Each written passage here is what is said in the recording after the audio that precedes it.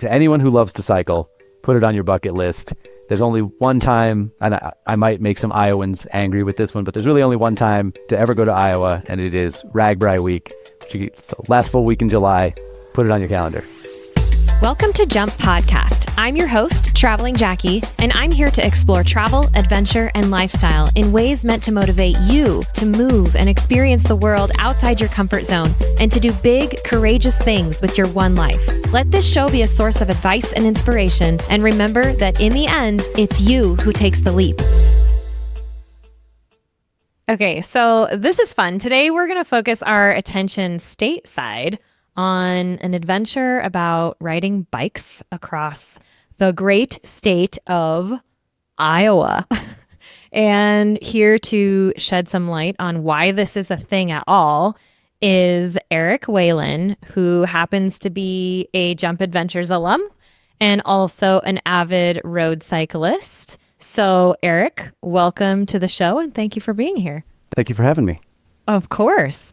Yeah. So before we get into the Iowa thing, which is RAGBRAI, which we will explain we'll get there.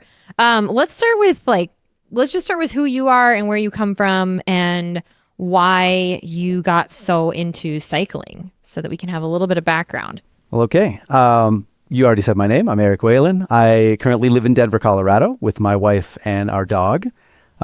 We really love being out here in the Mountain West, but I am originally from the Midwest, from Minnesota, and college and career start in Wisconsin, which is going to be important later because RAGBRAI is kind of a celebration of like the Midwest and all its weirdness overall. And I am a really avid amateur cyclist. I, pay to ride on a club team of guys who like to all wear spandex that's the same shirt, and we pay to race and train and have a lot of fun.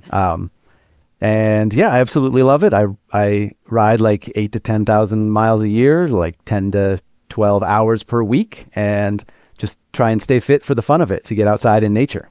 That's amazing. Did you always ride, or at what age did you really get into cycling? Absolutely not. I did not always ride. I usually say that I grew up as kind of a chubby kid. I was a band geek. I lived in Duluth, Minnesota, which is cold for like 8 or 9 months of the year. And I just loved playing in band only, being inside playing Nintendo 64.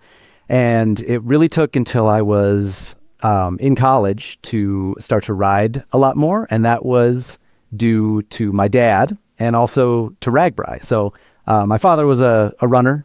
He liked to run half marathons and marathons. And a doctor told him when he was in his 40s that if he didn't stop running, he was going to have 2 fake knees by the time he turned 50. And he needed to take up either cycling or swimming. So he picked cycling. And in 2006, when I was 18, just graduating from high school, he went with a group of friends to do this crazy event called RAGBRAI. And he didn't know what it was before he went. Just was a bunch of guys who he had gone to Army flight school with. They were all helicopter pilots. And he had one friend coming from Arizona, one friend coming from Florida, and one friend coming from DC. And we lived in Minnesota at the time. So he had to cross one state border to try it out. And I didn't go with him that year, but I know that he went and he had a fantastic time. He absolutely adored it. And 2 years later, in 2008, when he was going back, I asked him if I could join in. And he was really skeptical because I didn't ride very much still. I had just gotten my first road bike, and I was still kind of an inside sort of guy. I'd never really had that grit to get outside and do any real adventuring. But he said, okay, son, let's see how it goes. And I joined him. So that's so cool. Okay, so talk about quality family time, father-son time. However, I think we need to back up because now that we've been talking about RAGBRAI, we need to explain what it even is that we're saying. So we're going to start with the letters because I remember when I first heard about RAGBRAI, I actually think it was 2008, the first time that somebody was telling me about it. And I was just like, what is it that you're saying? What is this word? What does it mean? So will you break that down for us? Absolutely. It's kind of one of those weird words where your brain short circuits because there's also a Ragnar, I think, that's a running relay race. But RAGBRAI RAGBRAI stands for the Register's Annual Great Bicycle Ride Across Iowa. So the Register is the Des Moines Register, the newspaper in Des Moines, and I think it was, you may have to fact check me on this off the top of my head, I think it was 1973 that the first RAGBRAI happened. It was just a couple of crazy guys who decided to ride across the state. And they always start on the west side of the state, at the Missouri River, and you ride all the way across to the east side of the state and the Mississippi River. The route changes every year, but it's always 7 days. The distance of each day can vary. For example, this year we had some shorter days. Our shortest day in 2025 was only 39 miles. But there are also days that can be 105. I think the longest day that was required that I've ever had to ride was 105. Wow. You usually camp every night, and the towns that you pass through and the towns that you camp in are all preset by the organization. So you have a very, very well laid out route, a very, very easy to understand map, and you can never get lost because of the sheer scope of the event. I'd say there's probably between 12,000 and 20,000 participants every single year. So the, peak of the day, you take up the entire 2-lane highway from shoulder to shoulder. So you can people riding in the opposite lane going the wrong way, and cars know just to avoid the RAGBRAI route. And over the entire course of the week that my dad and I just did this past July, there was maybe one time in the entire 7 days when we couldn't see anyone in front of us or behind us, and that was because we had started super early that day and we were trying to finish early to kind of for our own reasons that day. People ride as fast or as slow as they want to. Some people start really early and go maybe 8 to 10 miles an hour. Some people are more, racers, and they're wearing full Lycra and they're going kind of as fast as they can at a 20 mile an hour average, finishing fast. Some people stop in every single pass through town and have a beer at the beer garden from, 6 a.m. until 5 p.m. But there's really no wrong way to do RAGBRAI. So I love this. Okay, I have so many questions, and I because I love cycling. Cycling is my favorite. I think it's my favorite way to travel because, and we can talk about why you love it too, but I love being on a bike, having luggage support. So you're not carrying all of your bags, which you guys do that as well, right? You have luggage support for RAGBRAI. Yeah. So, and then you're just outside all day getting to, see wherever it is that you are. You smell the flowers, the farms, whatever's around you. You get to stop at your leisure. If there's a cafe, if there's a bar, if there's lunchtime or a river crossing or whatever it is. I think I've ridden in, oh man, I haven't even counted this, but Austria, Switzerland, Portugal, Croatia, Greece, but riding across, I've ridden across Austria twice, and I've ridden across Switzerland once. And it's a real accomplishment of starting and using your feet to get you somewhere, using your human power. But biking is so much faster than hiking. It's both of those things can be so immersive, but you can go so much farther, so much faster on a bike. And it is just a wondrous experience for me. I love it. And it's doing the same sort of thing, but in Iowa, which is, it's so random, but it sounds like it's really set up for anyone to do it. Yes, you see so many different types of people, every single body shape in the entire world, a lot of different ages. You'll see people who are in their 70s and 80s still doing RAGBRAI. You see people with all kinds of bikes. I've seen penny farthings. I've seen unicycles. I've seen quadricycles. There's some guys who do the entire thing in the American flag Speedo, wearing American flag capes, and they just are bare-chested and bare-legged.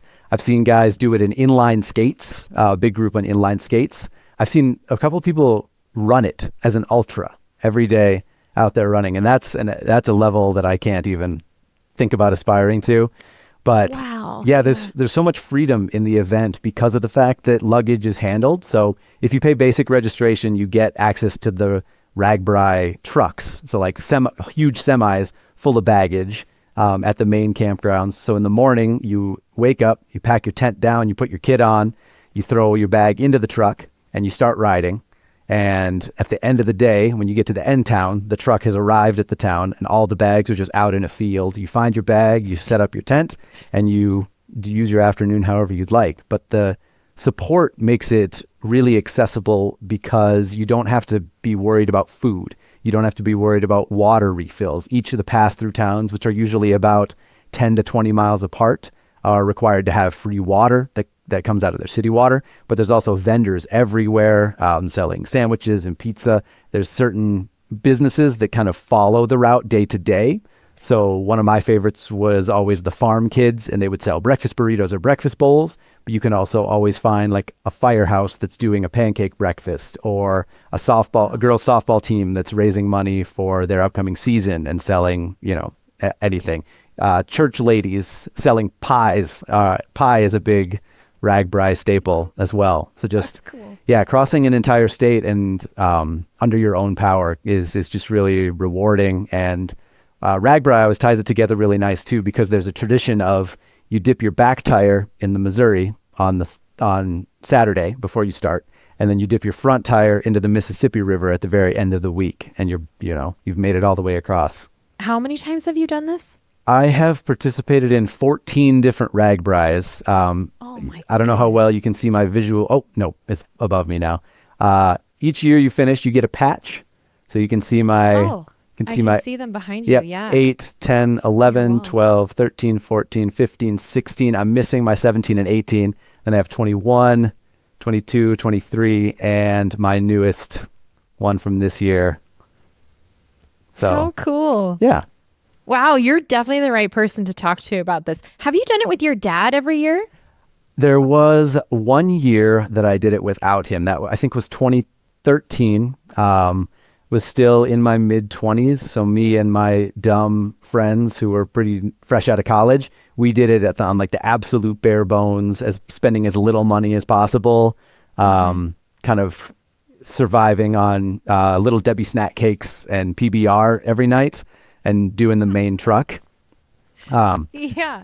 But I have primarily done it with my dad, and that has been a huge bonding experience for us both. And because we started off doing it with his group of helicopter pilots, we call ourselves, they're rotor heads. So sometimes people attach crazy stuff to their helmets or heads.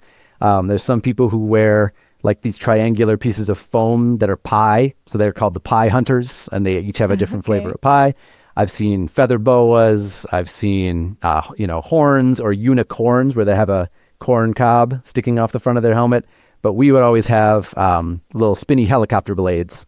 And doing it with that group, we would always spring for a little bit more of a premium experience. So I mentioned you can just use the main truck and, throw your bags on there. But there are also a lot of different charter companies that you can pay on top of that to not only shift your bags for you, but also have more amenities. So we've typically used one of the bougiest called Pork Belly Ventures, and they bring also like a charging trailer that is gas powered, so you can charge your phone or your devices. They have a truck they bring that has tap beer in the back of it that they tap up cold every day. They bring giant tents that you can sit under and huge fans to blow misters, because again, it's always the last week in July in Iowa in the summer. It's really hot. Camping outside for 7 nights in a row. So the little amenities start to go a really long way for comfort, but like I said before, there's absolutely no wrong way to do it. So right, it sounds like you can just kind of do it however. I mean, you just explained like pretty much the two different ones. You with your college buddies eating little Debbie cakes, and then, but with your dad, do you guys still camp? Does he still just pitch tent in the field because do you have much of an option? I mean, in these towns that you're going through, I imagine they don't have the infrastructure to house that many people within like proper lodging, but is that an option? I mean, I suppose it is if you wanted to. Yeah, some people get really creative. So, for example, I know that certain people they'll rent an RV and get a vehicle pass. So if you had, let's say, if you had a big group of like 7 people or something like that, each of you could skip a day of riding and drive the vehicle. or if you have, a really supportive friend who wanted to just drive across Iowa for a week, they could drive that for you. Yeah. There are some people, so they announced the route in late January, and by the time they're announcing it, if you were going to try and do hotel rooms, for example, the hotel rooms are already selling out because sure. the organization knows about the route in advance and they book a certain number of rooms for their support staff and for that sort of thing. And there are certain people who try and reason out what the route might most likely be that year and book hotels in a lot of different towns all across the state with cancellations. And then as the route is getting announced, they go through and cancel the ones that they don't need and see how well they've done with having them. That's funny. Yeah, sometimes it'll go through bigger cities that you could definitely get hotels if you wanted to. Like it goes through Sioux Falls or starts down near Omaha. It's gone through Ames before, Des Moines, Iowa City, Waterloo, those kind of bigger cities. But sometimes you're in a town that's 2,000 people overnight. So there are also certain locals who are willing to do house or homestays. But those are usually organized a little bit later on. Usually each overnight town will set up its own website as the event gets closer. And you can apply to try and stay with locals if you have a group that wants to try and do that. So. And otherwise, are you pitching tents in where? Where is there enough room for that? I don't want to use too many visual aids. I know because I don't know how many people listen out on video, but here's my dad and I in 2010 at a baseball diamond. We're in a dugout, and our tent is on our tent is on the field. We've done fairgrounds before, big public works parks. Pretty much every grassy field in a smaller town will turn into a campground for that night. So it sounds kind of like a moving parade just for multiple days, and a very great opportunity to wear a tutu is what I'm hearing. I have a tutu. I forgot to mention the tutus. Occasions. Yep. Yep. See people in tutus, in costume. I've seen Elvis. I've seen Santa Claus. But yeah, the party vibe is really there. I mean, there'll be slip and slides in farmers' fields, or zip lines. I've seen people get picked up in a harness by a crane or something like that, and the farmer will spin it around to wing the person. But yeah, it's really hard to visualize without having been there. But every single town that you pass through is a festival, is a party, is a celebration. Yeah. They all put their best foot forward 100% to bring in funds for their town, but also just to show Iowa hospitality. So yeah, it sounds amazing. It sounds like a moving state fair or something. Every day is different. You get to see different people, experience different things. I mean, you're making it sound like if it's the place to be. If you're not there, you're missing out on the place to be in this entire country, during that week. It sounds really cool. So no wonder. I'm surprised that I haven't heard about it more, actually, because it's it sounds like such a fun adventure to do right in the backyard. What is the cost? How much is it to just enter? It's gone up in recent years. I think the general, I think it's either $300 or $350 now. So costs have gone up. It was, I think $100 back in, a decade ago or something like that. But that again covers you for, getting all the way across. And after that, if, it's kind of drag and drop however much you can spend on food or, all your day-to-day kind of things. So, but yeah, I'm surprised too that it may still be not a hidden gem, but just a little bit less known because it's really done well for itself as an event.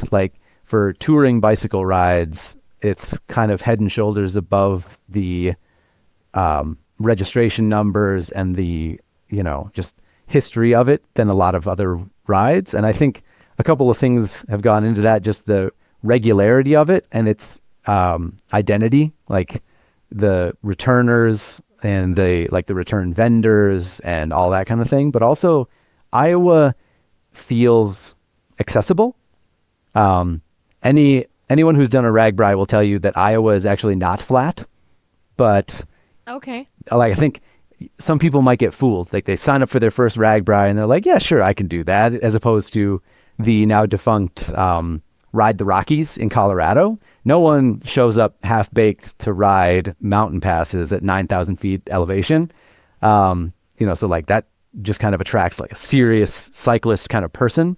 Whereas RAGBRAI is just like, yeah, I'll ride across Iowa in the summer and stop at a farm stand and get a corn dog and a pork chop and a piece of pie. So, and you just kind of keep cruising. But there can be tough days. There can be headwinds. There can be, storms at night. There can be really, really high heat indexes with the humidity at that time of year in Iowa. But the motto is always, you got to just roll with it. Like there's going to be a time, like especially in the years when it was me, my dad, and maybe 2 or 3 other people, my friends, his friends. Our rule was everybody gets one, meaning everyone gets one time in the week to, kind of lose your temper, crash out a little bit, take yourself somewhere, and be alone. And then after that, everyone, you just gotta brush it off and like, okay, we're fine now. That was my one. And now we're gonna keep rolling with it. So Lock it up and roll with it. Yeah. I love that. What are some of your favorite like moments of memories that just something that comes to mind that just makes you laugh or makes you look back and say, dang, I need to do this again because of those moments, I'll lead with one that's more of a positive because, some of the first things you think of are like there was a storm or there was, a lot of heat, but always adventure. It's starting general. It's just the people, everyone's there to have fun and to meet other people. So you just like roll and, strike up a conversation with whoever you're riding next to at that moment. Where are they from? Why are they, how many RAGBRAIs have they done? What are they, what are they involved with? This year I was just rolling along on that short day that I mentioned, like 38, 39 miles. And I wound up riding next to a younger guy who had a British accent, and he was visiting from the UK with his dad. And we were both taking the short day just to like ride super easy, super chill. I could tell he liked to ride his bike too. And turned out he was only like 16 years old, and he was out there just smashing it and having a great time. I say there's no wrong way to do RAGBRAI, but some people develop their own personal opinions. So my good friend Justin, he has a rule, which is that you can never turn down a free beer. So frequently we would get to the end of the day someday and he'd be like, hey, did you see that guy at, the top of that really steep hill? He was giving away a bunch of stuff. And I was like, nah, I missed that guy. And he just like points at me, Justin, is like, you got to stop for the free beer. Or we would find people giving away their own homemade whiskey. My friend Brian always had a different way of doing it as well, because he kind of rode more of his own pace, and he would always stop in the middle of the day to take a nap under a big tree just for an hour, 2 hours. And we found out that he was really smart about that, because obviously by the time he got to the end, we had found his bags for him and we had set up his tent for him because, he didn't have anything else to do. So he kind of gamed the system on that and made us his little Sherpas. So, and steals a couple extra hours of sleep during the day, which I imagine, I don't know. Do you sleep well at night when you're camping along the road in Iowa? Hard to say. It depends on the person and it depends on the night. So when I got to imagine that it'll only get harder the older the participant gets to sleep in the humidity and, when temperatures aren't cooling down. I don't know how many of your listeners are from like the mountains or from Montana. It gets very pleasant when the sun goes down, even in the height of summer. But in the Midwest, that kind of sticks around. So one of my favorite can't live without it investments in RAGBRAIs of recent years has been a battery powered fan. The kind that you just like put 8D batteries in, so that the cost of the batteries is more than the cost of the fan itself. But just a little bit of moving air inside a tent at night kind of really helps you out. So smart. Yeah, and everyone chooses. Pro tip. Yeah, everyone chooses different sleeping times as well. Like my groups usually try to be laying in bed and like wrapping up around 8 or 9 o'clock at night as the sun's going down. So we wake up around like 5 in the morning. But again, I've traditionally ridden it with like old army guys who are very prompt, and like, there's been times when I've looked out of my tent and seen like the whole group just standing there with their kit on and their bikes, and they're like, "You ready to go yet?" But some people will stay at the party downtown. So most of the overnight towns will have a band, like playing covers of the Middle America greatest hits. You hear, oh gosh, what's the song? She's just a small town girl living in a lonely world. Yeah. Journey. You hear that like 50 times over the week. But so those people, they're in bed around like midnight and super tired to like roll out of bed at 8 a.m. So, yep. Yeah, but like you said, there's no wrong way to do it. So you roll out of bed when you roll out of bed, you close up your camp, you throw it on the truck, as long as you don't miss the truck. I guess that's the one structure you probably need to stay within. Yeah, you definitely don't want to miss the truck. But yeah, there's no reason to, like, it's not a race. You definitely can't win. No matter how fast you ride, there will always be someone else in front of you, someone who started earlier. And it's just like, yeah, the amount of people, is impossible to visualize until you're actually out there. Man, I'm trying to visualize it, and I know I'm falling short. How many, I know the route changes every year, but about how many miles is it total? Like average? I think it's pretty easy to say 400 to 450. Okay. So. In how many days? 7. 7 days. Okay. So that's about twice as much as what I have done on my biggest ride in a week. Like Austria is the biggest, and it was 220 miles. And that was in 7 days, I think. So yeah, this is twice that. Man, that sounds like fun though. Do they allow e-bikes for people? Yeah. Like, can people? Oh yeah, e-bikes. So it doesn't matter. Like anybody can. Okay. Yep. Yeah. The only thing that you have to consider is your battery. So if you're roughing it, how are you going to charge that battery?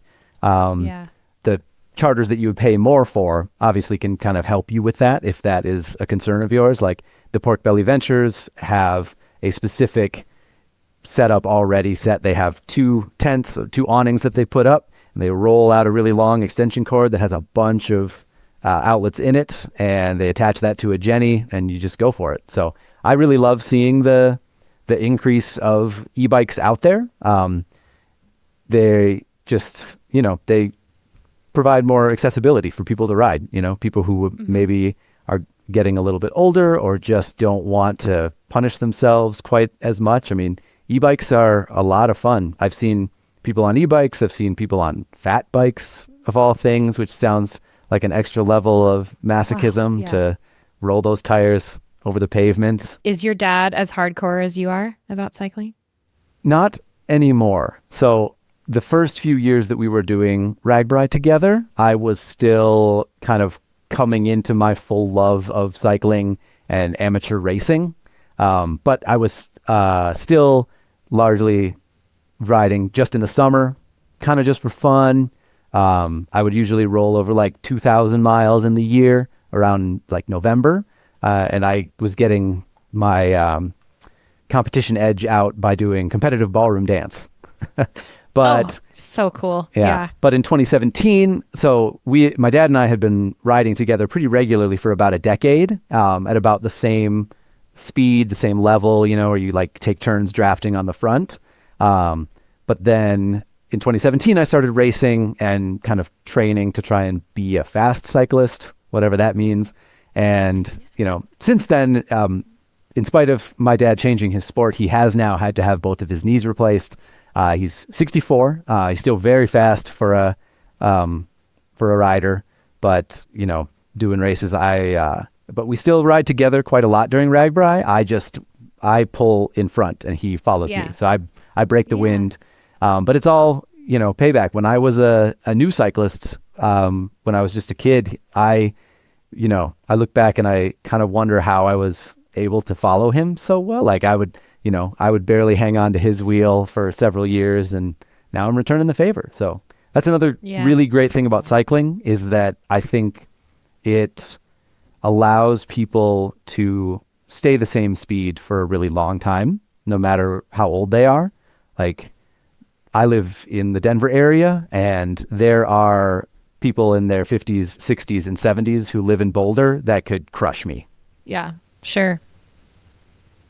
Do you have siblings? I do. I have a lot of siblings. I have, I'm one of six. So two step siblings, Have any one of younger them brother. come with you? And your One, dad? so one year we had a special guest. I have a younger sister named Liza, and one year, I think she was only maybe 15 at the time. She came out to ride with us for like a half of a day because Okay. my dad now lives in Iowa City, and he did at that time. So my younger sister Liza was living there as well. And she got dropped off at like in like the middle of the day, and we finished that day by riding all the way to their house in Iowa City.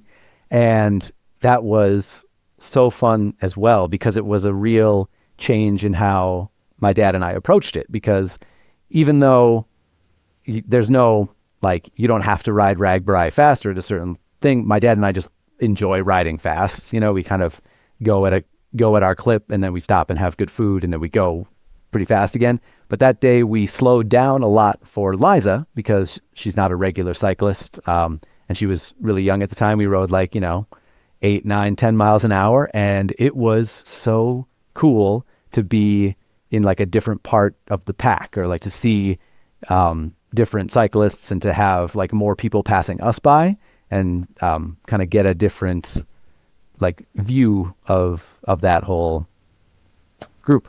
So. Mm-hmm.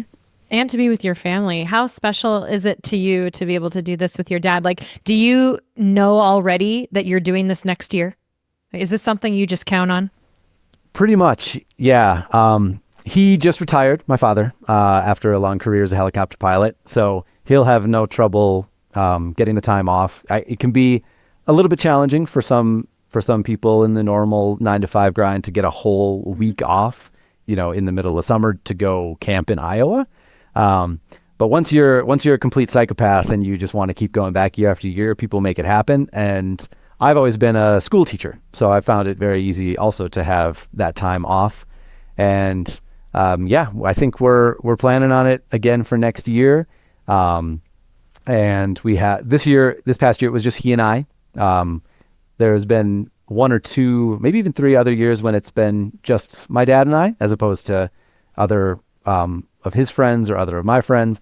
But I think next year we got some of the guys interested in joining us again, so we might get a bigger group of our team, the Rotorheads, out there again. That's so fun. Do you have any anything you haven't accomplished yet with RAGBRAI that you have like one day during RAGBRAI, we're going to do this, or we're going to make this our thing? Like, do you have any big ideas around that? Yes and no. There's always the desire to do something like a little bit crazier, to maybe like get, like 3 of us on a combined tandem or something like that, and see how fast we can make that go. To just kind of join in the carnival atmosphere a little bit more with like some strange costumes or anything like that. And we have also really enjoyed, like I mentioned with the story with my sister, some days kind of slowing down a little bit, or delaying, like not starting right away before the sun rises, but like looking at the weather and finding which days aren't going to quite be as hot, so we don't need to worry about getting to the end and, laying low. So yeah, doing that. I would love to get, even more family and friends out there. I'd love to like convince friends who haven't done it in the past to come out and give it a try. But it's RAGBRAI. It's a thing that I have done with my dad for so many years. It's, really comfy. It fits like a glove. And we have our usual go-tos. We have our favorite vendors and sandwiches. We have our, favorite beer stops, and we just really enjoy every single minute of it. So It just sounds like so much fun. And I could see going and experiencing it and then immediately wanting to do it again the next year. I mean, even if you're hot and sweaty and having trouble sleeping, like those adventures are so filling. You have when all you have to do is get from, point A to point B, whether that's on a hiking trip or a biking trip or whatever, it's such a freedom. It's like, this is our biggest task today, is just getting to the next town and enjoying who you're with and your surroundings and the experience of it and the adventure of it, which always includes weather, no matter where you are. And yeah, just kind of leaning in to like what that has for you. It sounds like so much fun. Yeah, RAGBRAI is a really good place to just lean into the discomfort and rolling with it and keep your feet spinning around. That's another great thing about doing cycling tours is, although it's a physical activity, usually everyone's going to be able to complete it. No one's going to have to get help or anything like that. There are sag wagons if you encounter a mechanical, or if you just can't finish on a day. There's like a van that drives back and forth and has a trailer that will pick you up. So there, again, the stakes are pretty low for getting out there and trying it.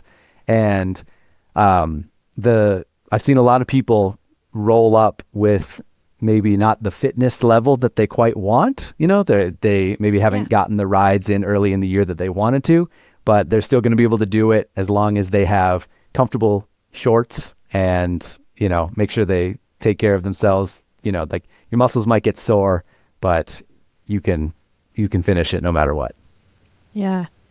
When I first heard about RAGBRAI, and I've been invited to go to it as well, to go do it, and it sounds so overwhelming to me. It sounds really logistically hard.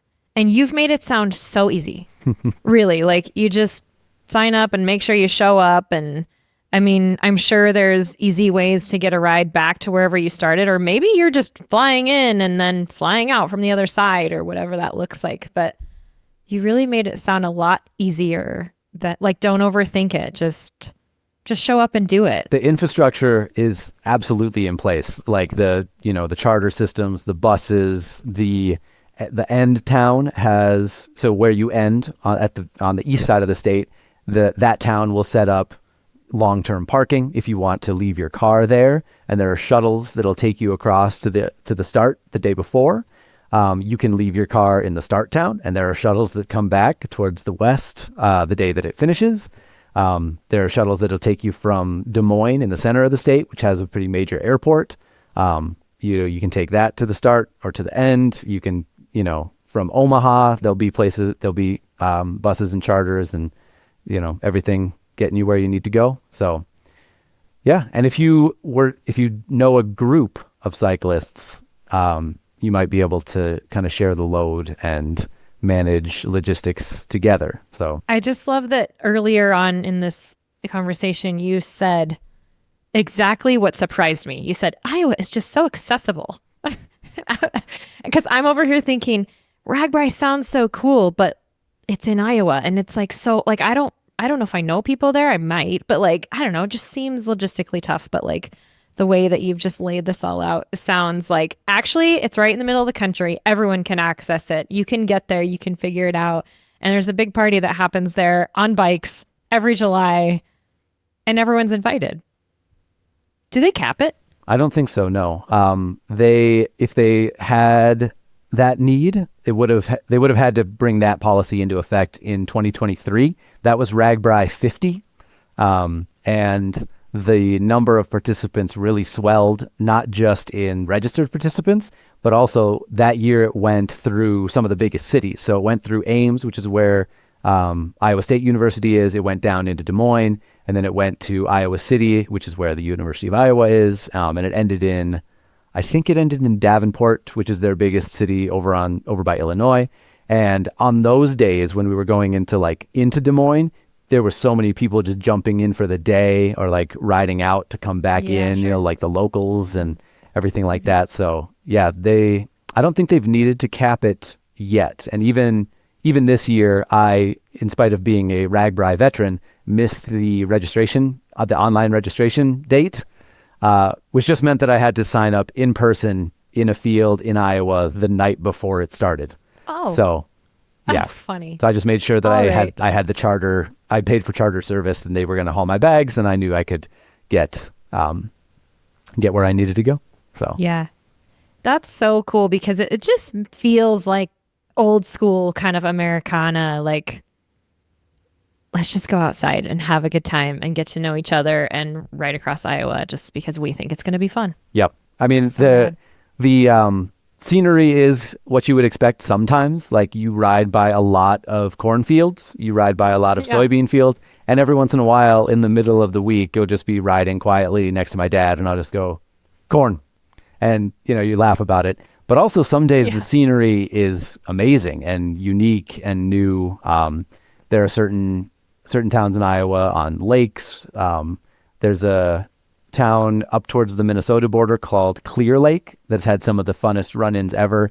And in the northeastern part of the state, as you get towards the border with Illinois and Wisconsin, the driftless area, the hills there are really amazing. Like one of my favorite memories is the last day of RAGBRAI in 2010, and we were riding into Dubuque, and that morning was foggy, but right as the sun rose, all the mist started to burn off, and there was just like terraced, rolling hills going off into the distance with fields on them, and beautiful, beautiful descents that had been newly paved, some really steep uphills, local legend hills like, watch out for Potter's Hill, where a lot of people wound up walking.